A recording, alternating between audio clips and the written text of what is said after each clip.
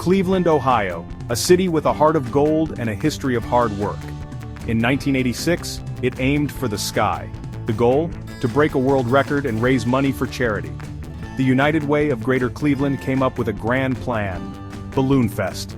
Imagine Public Square, a central point of the city, transformed, a giant net holding back a sea of color. 1.5 million balloons filled with helium waited for their moment. The sight was breathtaking. The release was spectacular. Balloons surged upward like a colorful tidal wave. The crowd roared. For a moment, Cleveland touched the sky. The event raised money and spirits. But what goes up must come down. The beautiful spectacle soon turned problematic. A storm blew in, pushing the balloons back towards the city and Lake Erie. Roads became clogged with a sea of deflated balloons. The lake, once a sparkling jewel, was now littered with colorful debris. The environmental impact was undeniable. The balloons also interfered with a Coast Guard rescue mission. 2 fishermen were missing on the lake. The Coast Guard struggled to see through the floating debris. Tragically, the fishermen were found drowned. The balloons, meant to bring joy, became a symbol of sorrow. The cleanup was massive. Volunteers and city workers faced a daunting task. The balloons, once symbols of hope, were now a nuisance. The cost of the cleanup added to the burden. What started as a celebration became a logistical nightmare. The city learned a harsh lesson. Public opinion shifted. What was initially praised for its ambition was now criticized for its lack of foresight. The Balloonfest, once a source of pride, became a cautionary tale. The immediate aftermath was just the beginning. The story of Balloonfest continued to evolve.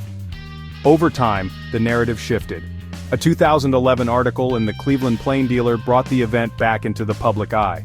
The article focused on the negative consequences, reigniting the debate. The article sparked a conversation about environmental responsibility. It made people question the impact of large-scale events. The Balloonfest became a symbol of unintended consequences. Section 5, Balloonfest, Through a New Lens. The 2011 article opened the door for further examination. Filmmakers saw an opportunity to explore the event's complexities. 2 documentaries emerged, each with a unique perspective. The first, a short film titled Balloonfest, was released in 2018. Directed by Nathan Truesdell, it used archival footage to highlight the environmental impact. Truesdell's film painted a stark picture of human error. It served as a warning against reckless ambition. The Balloonfest, once a distant memory, felt immediate again. Section 6, A Tale of Two Documentaries. In 2024, a different perspective emerged. John Panna, a local filmmaker, released Balloonfest '86, The Real Story on YouTube. Panna's film aimed to show the positive aspects of the event. It featured interviews with organizers and attendees, capturing the initial joy and community spirit. The 2 documentaries, released years apart, presented contrasting narratives. They reflected the evolving understanding and interpretation of the event. Section 7, The Faces Behind the Balloons. Behind the spectacle were individuals who made it happen. Treb Heining, a balloon expert, was responsible for the massive release. George Fraser, then the head of the United Way of Greater Cleveland, was the visionary behind Balloonfest. He saw it as a way to bring the city together. Chris Quinn, a journalist, has been vocal about the need for a balanced perspective. He acknowledges the negative impacts while also recognizing the initial good intentions. Section 8, A Legacy More Complicated Than Latex. The Cleveland Balloonfest remains a complex event in the city's history. It's a story of ambition, celebration, and unintended consequences. It serves as a reminder that even with the best intentions, things can go wrong. It highlights the importance of careful planning and considering potential risks. The event also underscores the power of narrative.